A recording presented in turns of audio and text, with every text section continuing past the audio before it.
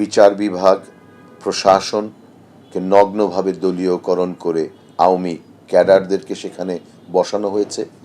বাংলাদেশ কার্যত একটি পুলিশ শাসিত রাষ্ট্রে পরিণত হয়েছিল।